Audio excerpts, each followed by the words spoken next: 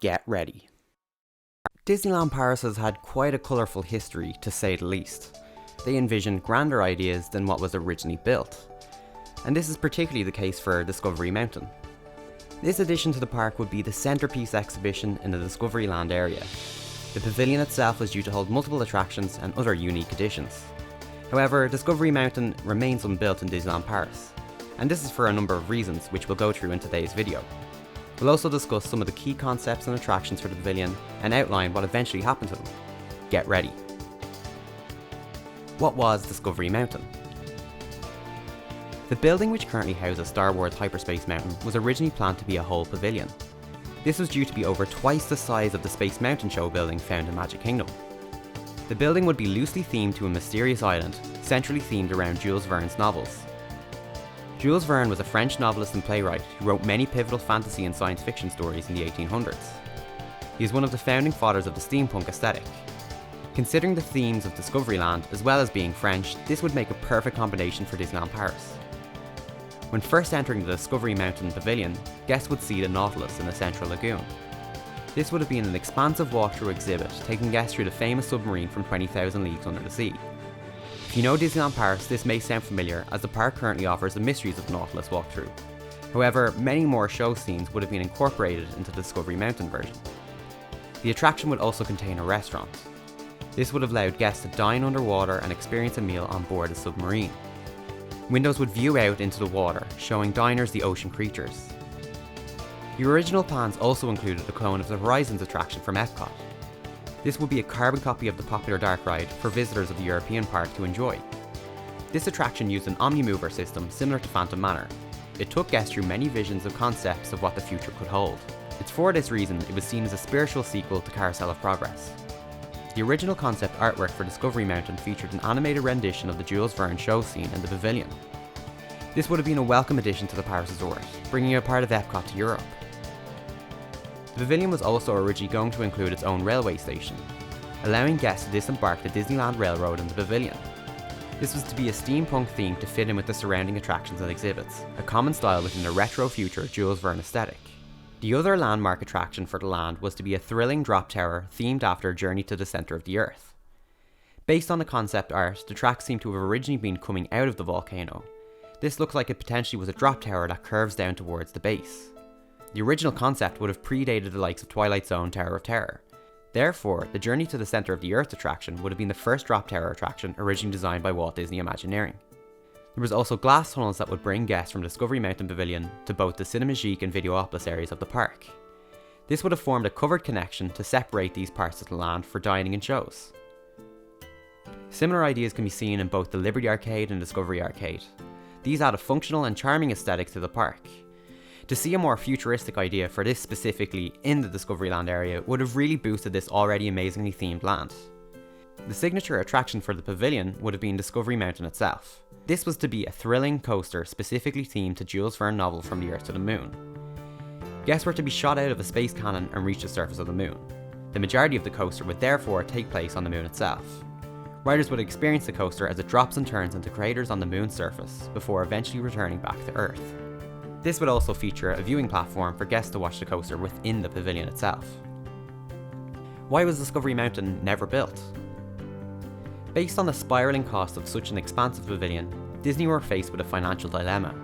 The Paris resort would not be able to afford the price tag associated with the creation of Discovery Mountain. Instead, the plans for both the pavilion and the roller coaster were delayed.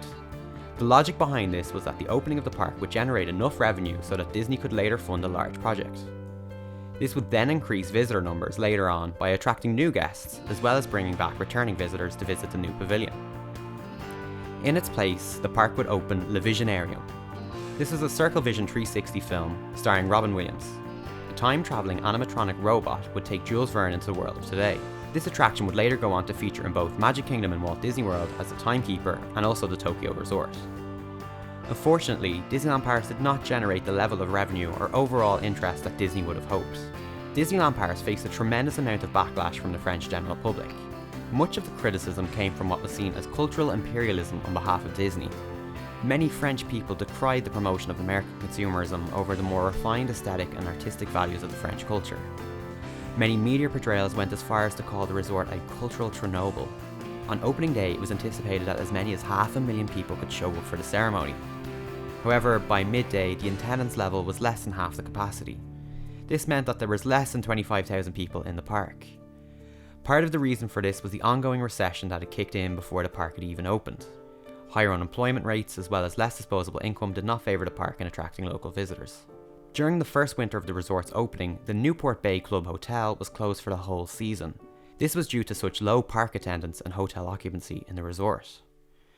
Paris as a whole experiences more harsher winters. Temperature can often dip below freezing and snow is relatively common in the colder months. These also would have led to a lower attendance not originally forecast by Disney, whereas the Tokyo resort sees year-round interest and relatively stable visitor numbers regardless of weather. The level of overall interest in the Paris resort did not overcome these obstacles for the general public. Guests were also spending less at the resort than originally hoped. It became evidently clear that the grand opening was not quite the cash grab originally planned. This obviously had knock-on effects for proposed Discovery Mountain projects. With the Euro Disney subsidiary company on the verge of bankruptcy, something needed to happen. Thankfully, Walt Disney Imagineering got the green light to proceed with Discovery Mountain, although this wasn't the planned pavilion originally conceived for the park. Whereas Discovery Mountain would provide a central hub for Discoveryland, this would now just be the marquee attraction. The central plot of the attraction mostly remained the same. Riders were shot out of a cannon towards the moon. Although the original planned coaster took place on the moon with a different track layout, the new version would take place in space, sending riders through fields of asteroids. In order to piggyback off the well-established name, Discovery Mountain would have its name changed. The updated name would be Space Mountain de la Terre à Lune, or Space Mountain from Earth to the Moon in English, named after the Jules Verne novel. The late name change meant that many of the building's features still have DM in them, symbolising the intended original name. This intense roller coaster would be the fastest and most thrilling Space Mountain yet, and more substantially, it was the most intense attraction Disney had ever created. The ride featured a 64km/h catapult launch, as well as 3 inversions. The coaster was also perfectly synchronised to its own onboard music, the first of its kind at the time. The attraction opened on the 31st of May 1995 to rave reviews from guests. The addition of this $90 million attraction was a huge gamble at the time. The Euro Disney subsidiary company was almost financially collapsing. This could have been the nail in the coffin for the whole resort. Not long before the attraction opened, Disney CEO Michael Eisner had warned the potential early demise for the Euro Disney as a whole. But the inclusion of this new roller coaster really generated interest back into the resort. By the end of the financial year, Disney had reported a net profit of $22.8 million, the first since opening. What became of the Discovery Mountain concept? With the now built Space Mountain, the show building was substantially smaller than the originally planned. It was clear from the construction that Disneyland Paris would never see Discovery Mountain. This was originally set to be 100 meters in diameter, as opposed to the final design, which is just 61 meters. Now only housing the redesigned coaster, what exactly became of the other plans? The simplest answer is it was never built. This is particularly the case for Horizons. The proposed attraction from Epcot was never replicated in the Paris resort. Unfortunately for many Disney park fans in Europe, this meant that they never got to experience the classic dark ride. By 1994, Horizons was already starting to wind down. It had already closed in Epcot following sponsorship issues. By 1999, it was ultimately closed. The cost of including an attraction that was already outdated by Disney standards would have been too much. The Nautilus attraction opened in a smaller version than originally planned too. Instead of incorporating the restaurant and cafe, we got the smaller walkthrough attraction. Unfortunately, you can't peer out of many of the windows into the surrounding ocean life, but the exhibit does feature an impressive Kraken animatronic. This is just to the side of Space Mountain rather than within the pavilion itself. Based on its close proximity, it's often overlooked or completely missed by guests. Although no longer featuring as much of the in-depth look into the Nautilus, it still warrants a visit, and that's why we featured it in our Disneyland Paris Hidden Gems video, which you can check out over here. Discoveryland does actually have its own railway station, although this isn't connected directly to Discovery Mountain. The station is now featured to the rear of Star Tours and Mickey's PhilharMagic. An internal station would have been a bit more interesting. Where the station is currently located doesn't really have the same feel as other parts of Discoveryland. Probably the most interesting out of all the original plans would have been the Journey to the Centre of the Earth freefall attraction. This unfortunately has also never seen the light of day in its original form. However, as seen in our previous Unbuilt video discussing Beastly Kingdom, good ideas tend to resurface in Disney parks. Tokyo Disney Sea has seen its own Jules Verne themed land based on the Mysterious Island novel. Subsequently, the land has its own Journey to the Centre of the Earth attraction. The feature attraction of the land is not quite the Drop Tower ride originally envisioned. With the popularity of Test Track in Epcot, the Imagineers decided a slot car ride would be a bit more modern. This attraction opened with the park in September 2001. By this point, Disney had already perfected a Drop Tower attraction with Tower of Terror. The same attraction would later open in Disney Sea in 2006. Disney most likely had an idea that they were probably going to include this attraction in the park at a later point and decided to go ahead with the slot car attraction. Final thoughts on Discovery Mountain. Unlike some of the other unbuilt parts of Disney parks, Discovery Mountain truly was never realised. Discoveryland as a whole is quite a unique version of Tomorrowland. However, the inclusion of Discovery Mountain easily would have made it the best in any resort. Although with that said, the resort is lucky to have the best version of Space Mountain out there. It's also arguably the best coaster ever created for a Disney theme park. The concept for this pavilion proved too grand for the budget of the resort. Despite attempts to proceed, the park was slightly doomed from the start. Based on this, we were never going to see the originally planned Discovery Mountain. The irony being it was deemed too expensive to build in the first place, but Disney lost money after opening anyway.